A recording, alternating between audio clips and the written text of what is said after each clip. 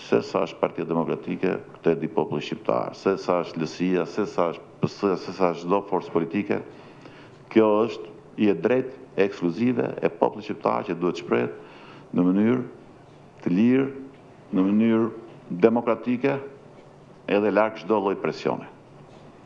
Larg çdo lloj presioni duke filluar nga ne këtu, duke vazhduar me PS-n, e duke vazhduar me kryetarët e bashkive, e duke vazhduar me drejtora, policie, arsimi, ku di unë, rrugësh, çfarë ka tunelesh e kështu me radhë, sepse reforma më e madhe që ne mund bëjmë, kemi bërë reforma shumë të rëndësishme, s'jam duke i përmendur,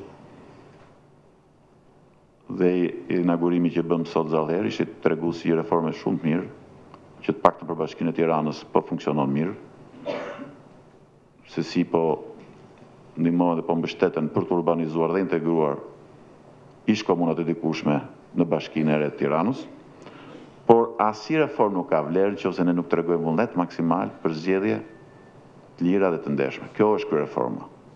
Dëmtimi i saj për fat PD-s, për fat BAS, për fat Berisha, për fat kujdo, fajtor mund gjejmë sa të duam, na dëmton të gjithë reformat e deri tanishme. Dhe do bëhemi shumë të bezdisshëm për komunitetin ndërkombëtar. Që ka kaq shumë halle edhe pa i çuar më në ekstrem këto konfliktet që kemi ne për momentin. Dhe do të cënonim shumë dhe rolin e Shqipërisë si faktor stabiliteti në te rajon, dhe për këtë na duan edhe partnerët amerikanë dhe partnerët europianë.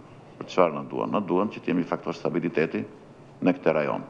Të japim një ndikim sa më pozitiv në gjithë vendet fqinje, sidomos aty ku banojnë shqiptarët në shumicë apo në pakicë. Dhe nëse ne dëmtojmë kredencialet demokratike të vendit, atëherë si mund të kemi ne të drejtë morale të japim këshilla demokratike, pozitive, fqinjve, bashkëdhetarëve tanë e kështu me radhë. Kështu që kjo kërkon një përgjegjësi maksimale dhe ky është edhe qëllimi që kemi thënë që ne jemi gati të sakrifikojmë. S'ka asnjë problem. Dhe jam i sigurt që nuk ka asnjë sakrificë dhe asnjë humbje vote LSI-a, ti ke Ilir Meta sot nga kryeta e parlamentit, edhe ti ke ministrat e LSI-së, ti ke gjithë pozicionet politike të LSI-së. Patëm në një humbje në 2013 që u largua nga Partia Demokratike, kalu në opozit, edhe pse në kushtet të vështira, edhe pse u hoqën shumë njerëz nga puna, me drejt e pa drejt, nuk ka rëndësi. Patëm rritje. Pse se njerëzit do vlerësojnë në fund fare atë që do të veprojnë në mënyrë më të moralshme dhe më të përgjegjshme për vendin. Kështu që më shpresoj që të gjithë veprojnë kështu, me aktorët kryesor. Kjo është arsye që kam kërkuar edhe mas sa e mbledh edhe mas që të dëgjojmë edhe mendimet tua, edhe për këtë jemi mbledhur që të mos më dëgjoni ju mua më shumë, se pak a shumë edhe ju i dini qëndrimet tona kryesore. Bisedojmë zyrtarisht dhe me kryetarin e Partisë Socialiste, natyrisht edhe kryeministër, por si kryetari i Partisë Socialiste në radhë të parë dhe drejtues tjerë të saj kryesor, për këtë situatë dhe se si ne të marrim gjitha përgjegjësitë që vendi të shkojë në zgjedhje të lira e të ndeshme. Dhe ta mbyllim njëherë mirë këtë histori se ku filloi e si filloi.